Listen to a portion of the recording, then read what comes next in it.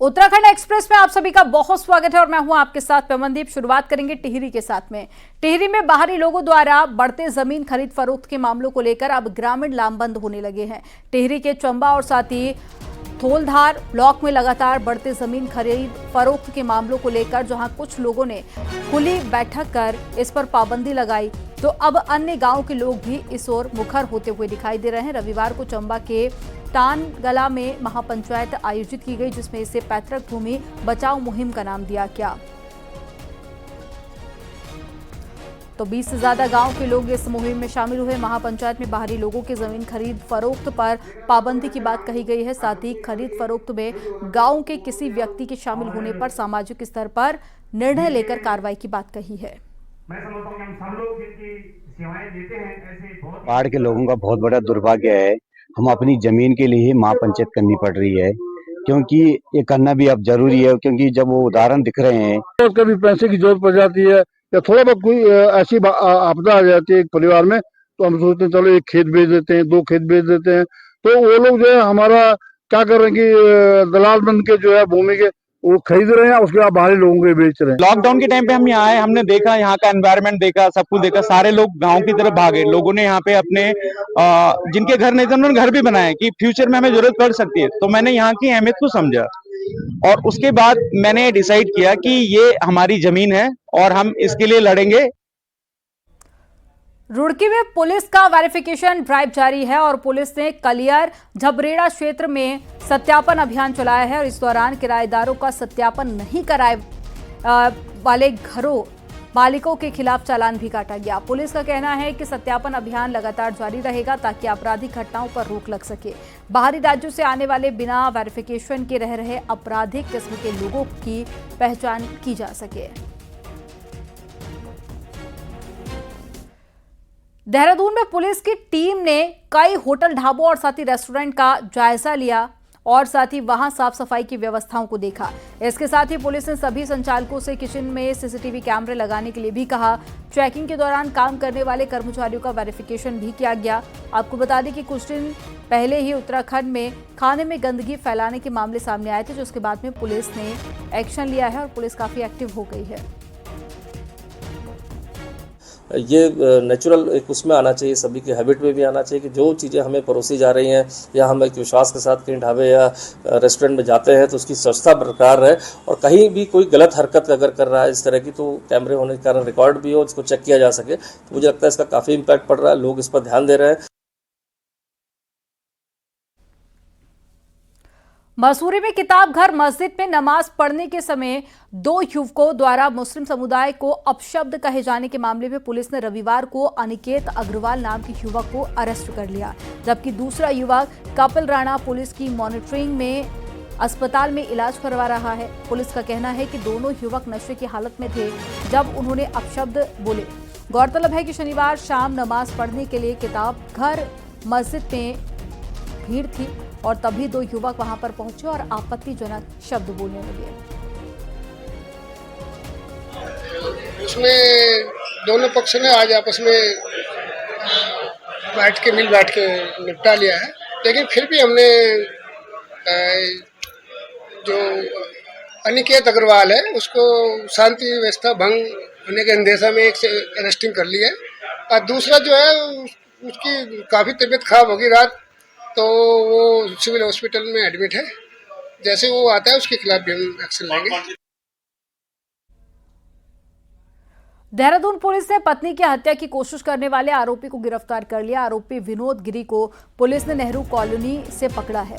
आरोपी रुद्रपुर में ग्राम विकास अधिकारी के पद पर है और उसकी पत्नी बाल विकास में सुपरवाइजर के पद पर तैनात है। बताया जा रहा है कि लंबे समय से पति पत्नी का पारिवारिक विवाद चल रहा था। वहीं आरोप है कि विनोद गिरी ने अपनी पत्नी की गला दबाकर हत्या करने की कोशिश की थी।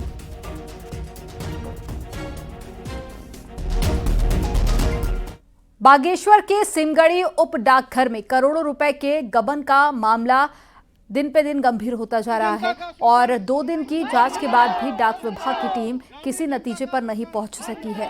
घोटाले से प्रभावित ग्रामीण अब अपनी जमा पूंजी वापस पाने की उम्मीद में दर-दर भटक रहे हैं और बागेश्वर के सिमगड़ी उप डाकघर के बाहर इन दिनों सन्नाटा पसरा हुआ है।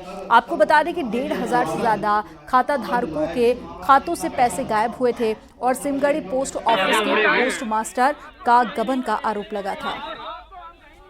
हमने कहा था, हमारी मांग है कि उच्च स्तरीय जांच हो, क्योंकि विभाग के लोग लगभग सभी इन्वॉल्व में इसमें, क्योंकि एक छोटा सा कर्मचारी इसमें इतना बड़ा स्कैम नहीं कर सकता। तो डीएम साहब ने हमें आश्वासन दिया है कि हम उच्च स्तरीय जांच करेंगे। टिहरी के भिलंगना रेंज में गुलदार की दहशत है। शनिवार को मेहरगांव में गुलदार ने 13 साल की लड़की पर हमला कर दिया और लड़की का शव घर से कुछ दूरी पर मिला।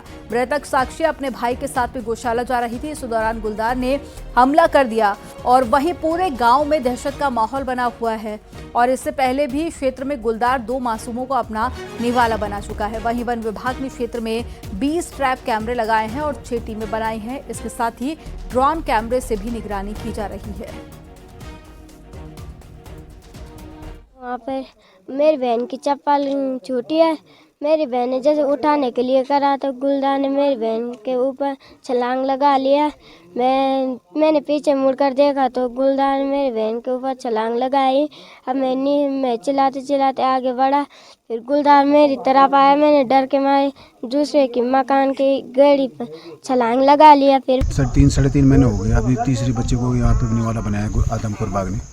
अब इस तरह की घटनाएं घट रही है, लोगों में भयंकर दहशत है। गांव में ऐसे लोग डरे हुए हैं। आप देख रहे हो कि वन विभाग कम से कम 3.5 महीने गश्त कर रहा है यहाँ पे, लेकिन वो अभी तक सफल नहीं हो पाया। सीएम पुष्कर सिंह धामी ने बिजली उत्पादन और डिस्ट्रीब्यूशन से जुड़े निगमों को हिदायत दी है और बिजली के क्षेत्र में आत्मनिर्भर बनने के लिए वो अपनी कमर कस लें। सीएम ने कहा कि उत्तराखंड राज्य बनते समय एक आइडिया ये भी था कि राज्य बिजली उत्पादन के क्षेत्र में सबसे आगे रहे। उन्होंने सलाह दी है कि पहले जो भी हो पाया, अब उस टारगेट को पाने के लिए 5 सालों की डेडलाइन तय की जाए। और सीएम ने ये बात रविवार को बिजली डिस्ट्रीब्यूशन करने वाले PITCUL के एक डेलीगेशन से मुलाकात के दौरान कही है और साथ ही 11 करोड़ रुपए का चेक प्रदेश के विकास के लिए सीएम को सौंपा भी गया।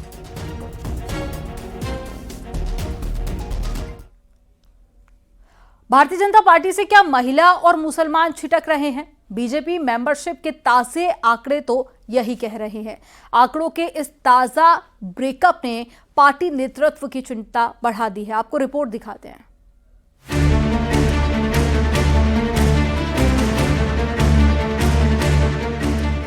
उत्तराखंड में बीजेपी को सबसे ज्यादा महिलाओं का वोट मिलता रहा है। लोकसभा और विधानसभा चुनाव में उसे बढ़ चढ़कर मिले आधी आबादी के वोट से इसे समझा जा सकता है। रविवार को बीजेपी ने मेंबरशिप आंकड़े जारी किए, जिसमें पार्टी ने दावा किया कि उसने तय टारगेट 20 लाख को पार करते हुए 20,17,000 मेंबर बना लिए हैं। पार्टी इसे भले ही बड़ी सफलता मान रही हो, लेकिन मेंबरशिप के इन्हीं आंकड़ों ने उसकी चिंता भी बढ़ा दी है। पहला ये कि उसका सबसे मजबूत वोट बैंक महिलाओं में से केवल 25% महिलाओं ने ही बीजेपी को ज्वाइन करने में रुचि दिखाई है, तो मुस्लिम समुदाय से मात्र 3% वोटर्स ने ही बीजेपी को ज्वाइन किया। दाता महिलाएं हमारी आज भी ज्यादा हैं, लेकिन राजनीतिक क्षेत्र में जुड़ने वाली बहनों को ही हम सदस्य बनाते हैं, इसलिए वो आंकड़ा इस रूप में खड़ा है। उसको दूसरे अर्थों में लेने की आवश्यकता नहीं है। अल्पसंख्यक आबादी इतनी है भैया, उसमें 3% सदस्य हमारे बने हैं, तो आगामी दिनों के अंदर हमारा जो अल्पसंख्यक का जो इकाई है, मोर्चे गठित होने हैं, तो हम उनसे आग्रह करेंगे अब बड़ी और संख्या में सदस्य बनाए। बीजेपी मेंबरशिप की समीक्षा मीटिंग में भी इस बात पर चिंता जताई गई। बीजेपी ने अब तय किया है कि महिलाओं के बीच महिला मोर्चा और मुस्लिम के बीच अल्पसंख्यक मोर्चा 1 हफ्ते का और विशेष मेंबरशिप अभियान चलाएगा, जो 23 अक्टूबर से 30 अक्टूबर तक चलेगा। कि 7 दिन का विशेष अभियान, वो अपना 23 तारीख से लेकर के 23 तारीख तक हम केवल महिला मोर्चे के माध्यम से महिलाओं में हमारी सस्ता बढ़े, उसके लिए हम लोग चलाएंगे। इसी प्रकार से अल्पसंख्यक मोर्चे के बीच में हम लोग ये 7 दिन का अभियान चलाएंगे। उत्तराखंड में गांव से लेकर शहर तक पिछले कुछ सालों में मातृ शक्ति बीजेपी का एक मजबूत वोट बैंक बनकर उभरा है। 2022 के विधानसभा चुनाव में बीजेपी की सत्ता में जादुई वापसी, लोकसभा में 5 सीटों पर उसकी हैट्रिक को इसी वोट बैंक का कमाल माना जाता है। लेकिन मेंबरशिप के आंकड़े ने बीजेपी नेताओं की नींद जरूर उड़ा दी है। न्यूज़ 18 के लिए देहरादून से सुनील नवप्रभात की रिपोर्ट। पौड़ी के श्रीनगर में विधानसभा अध्यक्ष रितु खंडूरी ने कहा कि जल्द ही देहरादून और गैरसैंण विधानसभा में पेपरलेस तरीके से काम किया जाएगा और आगामी सत्र को पूरा पेपरलेस किया जाएगा। इसके लिए डिजिटल प्रणाली को अपनाया जा रहा है। वहीं सत्र से पहले अधिकारियों और सभी विधायकों को एक ट्रेनिंग भी दी जाएगी, जिसके बाद में टैबलेट इस्तेमाल कर सत्र चलाया जाएगा। चल रहा है, जब तक कि चल रहा है तब तक नई नियुक्तियां भी हम नहीं कर पाएंगे। देखिए, ऐसा है, ये सरकार का कार्य है और सरकार, आपने मुझे बताया, मैं सरकार तक आप लोगों की बात पहुंचा दूंगी। उन्होंने प्रयास किया, मैं आभार व्यक्त करूंगी भारत सरकार का और उत्तराखंड सरकार का कि डिजिटाइजेशन और जो डिजिटल हम लोग करने जा रहे हैं अपनी दोनों राजधानियों को, गैरसैंण को और देहरादून को। राजधानी देहरादून की सड़कों पर जाम छलकाने पर पुलिस ने कार्रवाई की है और पुलिस ने अभियान चलाकर सड़क किनारे गाड़ियों में बैठकर शराब पीने वाले कई लोगों के चालान भी काटे और करीब 3.5 लाख रुपए का राजस्व भी वसूल किया। साथ ही पुलिस ने 100 से ज्यादा गाड़ियों को भी सीज किया है। वहीं मामले में एसएसपी देहरादून का कहना है कि त्योहारी सीजन को देखते हुए अभियान शुरू किया गया है और सड़क किनारे शराब पीने वालों के चालान काटे जा रहे हैं। एक स्वच्छता है, उसको देखकर भी जो टूरिस्ट आते हैं उनको भी एक गलत इंप्रेशन जाता है शहर का। तो ये जरूरी है कि इस तरह का अभियान चलाया जाए और अभियान में क्या होता है कि निरंतर सभी थाने इसमें जब कार्य करते हैं तो उसका एक रिजल्ट अच्छा आता है और इसका मैसेज जा रहा है। जो इस तरह के स्पॉट्स डेवलप हो रहे थे वहाँ पर काफ़ी कमी आई है। कुछ और स्पॉट्स हैं जिनको टारगेट किया गया, फोकस किया गया, तो इसलिए अभी 1 महीने लगातार इसको भी जारी रखा जाए।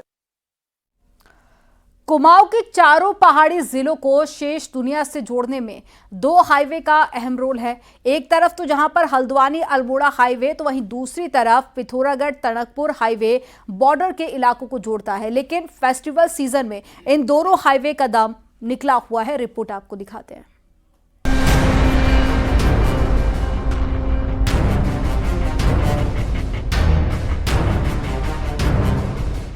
हल्द्वानी से अल्मोड़ा हाईवे में क्वारब की दरख्ती पहाड़ियों ने ब्रेक लगाए हुए हैं। बीते 3 हफ्तों से हाईवे पर लगातार हो रहे लैंडस्लाइड के कारण 60% मौकों पर बंद है। हालात ये हैं कि लगातार हो रहे लैंडस्लाइड के कारण हाईवे को रात में पूरी तरह से बंद करना पड़ रहा है।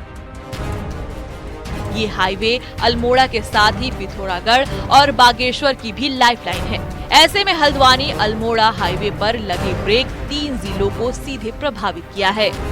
जो है आरसीसी वाल बनाते हुए उसके पीछे जो है फिलिंग करते हुए 1 लेन की विड्थ हमें उससे प्राप्त हो जाएगी और बाकी जो पीछे जो है जो लूज मटेरियल जो है पहाड़ी के ऊपर है उसको जो है स्केलिंग करते हुए ऑफलोड करेंगे और उसमें जो है एंकरिंग, सेल्फ ड्रिलिंग एंकर्स और नेटिंग करते हुए उसमें बहुत सा ऐसा मलबा है जो फिलहाल अटका हुआ है जिसको ओवरबर्डन कहते हैं, उसको निकालना होगा। जिसमें एनएच की जो मशीनें हैं ये ऊपर चली गई हैं और धीरे धीरे इसमें अपना काम शुरू कर रही हैं। साथ ही साथ यहाँ पे कुछ ऐसे स्रोत भी हैं जिसकी वजह से जो पहाड़ है वो कमज़ोर हो रहा है और उसकी जो मिट्टी है वो लूज हो रही है। कुछ ऐसा ही हाल टनकपुर पिथौरागढ़ हाईवे का भी है।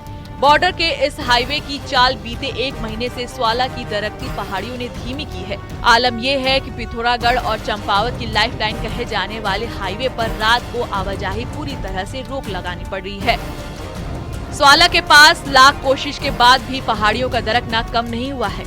ऐसे में नेशनल हाईवे जहां दिन में हाईवे को ट्रैफिक के लिए खोल रहा है, वहीं रात को पहाड़ियों का ट्रीटमेंट कर रहा है।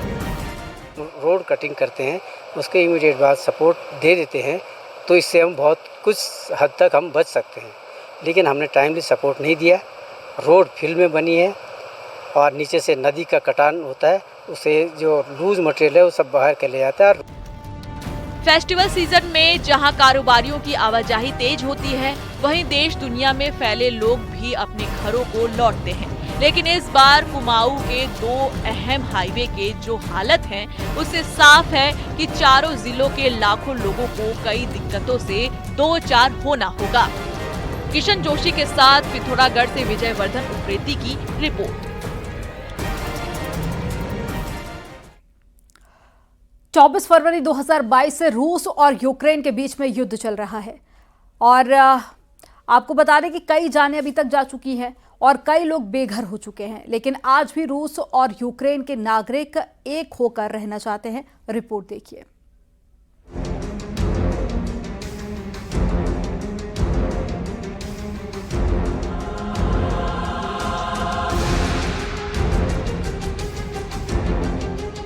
रूस और यूक्रेन के बीच भले ही अभी युद्ध चल रहा हो, लेकिन इन दोनों देशों के नागरिक इस बाइक रैली में अपने देशों के मतभेदों को भुलाकर एक साथ शामिल हुए।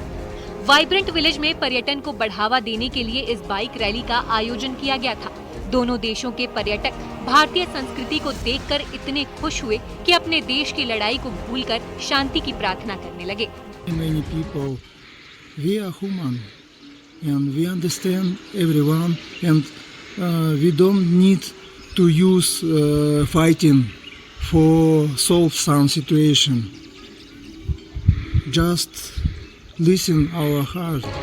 रूस के युवा बाइक राइडर्स ने भारत की नीति घाटी को देखा तो बद्रीनाथ धाम के दर्शन कर भगवान का आशीर्वाद भी लिया और कहा कि हमें यहाँ आकर एक अलग ही अनुभव मिला है।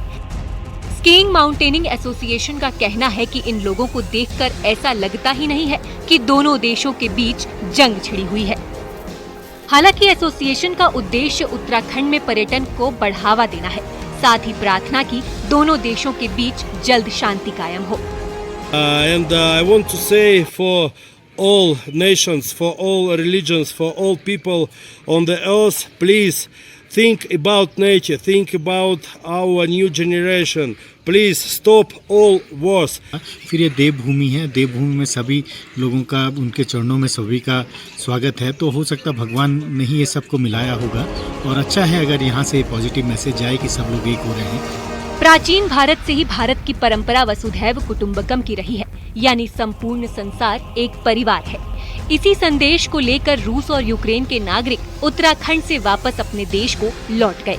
उम्मीद है कि ये संदेश जल्द ही दोनों देशों को समझ में आए और उनके बीच चल रहा युद्ध खत्म हो जाए। चमोली से न्यूज़ 18 के लिए नितिन सेमवाल की रिपोर्ट।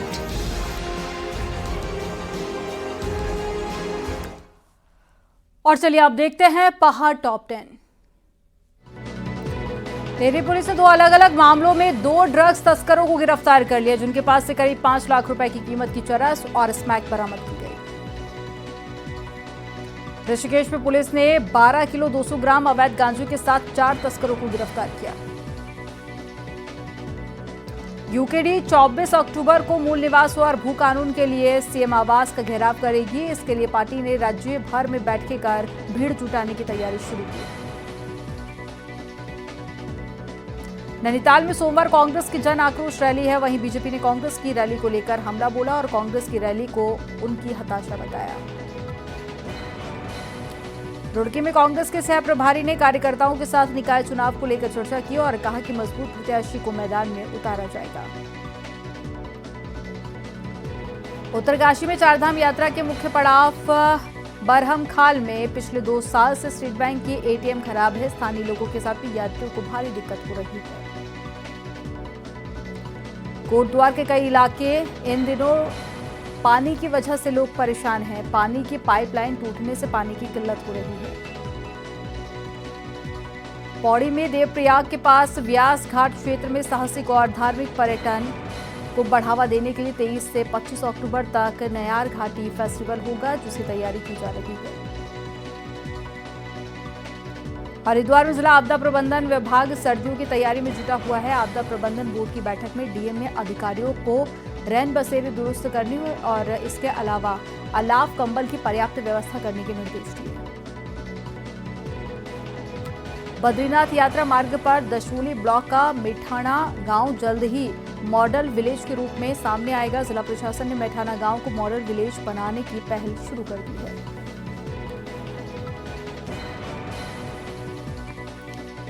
रिलायंस इंडस्ट्रीज के चेयरपर्सन मुकेश अंबानी बद्रीनाथ धाम और केदारनाथ धाम पहुंचकर पूजा अर्चना की और इस दौरान मंदिर समिति के सदस्यों और कर्मचारियों ने मुकेश अंबानी का स्वागत किया।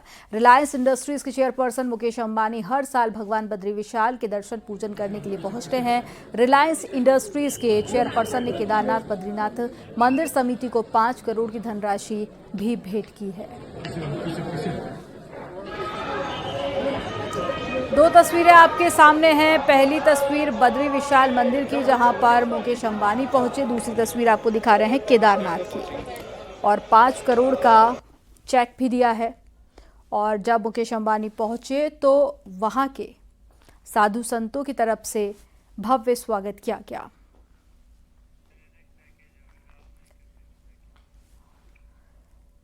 क्या इस बार छात्र संघ चुनाव हो सकेंगे? ये सवाल इसलिए उठ रहे हैं क्योंकि चुनावों को लेकर लिंग 2 कमेटी की सिफारिश के उल्लंघन का आरोप लगाते हुए हाईकोर्ट में चुनाव स्थगित करने के लिए याचिका पहुंची है। रिपोर्ट देखिए।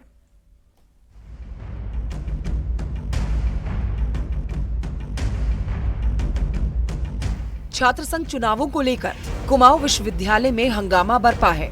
लिंग 2 आयोग की सिफारिशों के तहत तय सीमा में चुनाव ही नहीं हो सके हैं, जिसके बाद से छात्र आंदोलित हैं। हालांकि विश्वविद्यालय ने 25 अक्टूबर को छात्र संघ चुनाव कराने का आदेश जारी किया था। आज जितने भी छात्र यहाँ पर आक्रोश में खड़े हैं, उनको यही नहीं पता कि हमारी तिथि कब घोषित हुई है। आज मैं आप लोगों को बता दूं कि जो हमारी 25 तारीख की तिथि घोषित करी थी सरकार द्वारा, आज हमें झुठलाया गया है, हमें भ्रमित किया गया है कि शासन ने हमारी ये तिथि जारी करी थी 25 तारीख की। अगर ये तिथि हमारी शेड्यूल हमको नहीं मिलता है तो सर हम लोग यहीं धरना अपना चालू रखेंगे और ज़्यादा से ज़्यादा छात्र हमारे DSB के इस चीज़ को लेके उग्र आंदोलन करेंगे। गौरतलब है कि 30 सितंबर तक चुनाव होने थे, लेकिन अब भी छात्र संघ चुनावों पर संकट ही दिख रहा है। राज्य में एक ही दिन चुनाव कराने वाले उच्च शिक्षा विभाग चुनाव की तारीख ही तय नहीं कर सका, जिसके बाद शासन ने सभी यूनिवर्सिटी को लेटर जारी कर जवाब तलब किया है। वहीं अब मामला हाईकोर्ट भी पहुंच गया है। याचिका में चुनाव सत्र को शून्य करने की मांग तो की गई है, साथ ही छात्रों की परीक्षा का हवाला भी दिया गया है। 25 को हो जाएगा। जब डेट वो अप्रूव शासन से हुआ नहीं, कोई नई डेट आई नहीं हमारे पास, तो उस डेट का ज़्यादा कुछ मतलब नहीं रहता। तो आज के दिन के हिसाब से हमारे पास कोई ऐसी इन्फॉर्मेशन नहीं है कि इलेक्शन कब होंगे। इन्होंने 9 नवंबर से श्रीदेव सुमन यूनिवर्सिटी में एग्ज़ाम का प्रोग्राम जारी कर दिया है। तो हमारा ये कहना है ये जो है ये ना तो लिंग 2 कमेटी द्वारा और सुप्रीम कोर्ट द्वारा जो गाइडलाइन दी गई है उसके अनुसार है, ना ही शासनादेश के अनुरूप है। बहरहाल छात्र संघ चुनाव को लेकर छात्र आंदोलन पर हैं और सोमवार को मामले में हाईकोर्ट सुनवाई करेगा, जिसके बाद तय होगा कि छात्र संघ चुनाव पर क्या फैसला होगा। न्यूज़ 18 के लिए नैनीताल से वीरेंद्र बिष्ट की रिपोर्ट। ऋषिकेश में पुलिस ने ऑपरेशन स्माइल के तहत थाना लक्ष्मण झूला क्षेत्र के अंतर्गत घाटों पर फूल बेचने वाले नाबालिग बच्चों की काउंसलिंग कर परिजनों के सुपुर्द किया है। ये बच्चे अब घाटों पर फूल बेचने के बजाय स्कूलों में पढ़ाई करने जाएंगे और पुलिस के इस कदम की क्षेत्र में सराहना की जा रही है। लक्ष्मण झूला के थाना प्रभारी निरीक्षक रवि कुमार सैनी ने बताया कि ऑपरेशन स्माइल अभियान के तहत कुल 18 नाबालिग बच्चे जो थाना क्षेत्र में घाटों पर फूल बेचने का काम करते थे, उन बच्चों का रेस्क्यू करके उन्हें परिजनों के सुपुर्द किया गया। सभी लोग फूल बेचते हैं। आप लोग हरिद्वार में राष्ट्रीय स्तर की बास्केटबॉल चैंपियनशिप पर टीम रेड आर्मी ने कब्जा जमाया।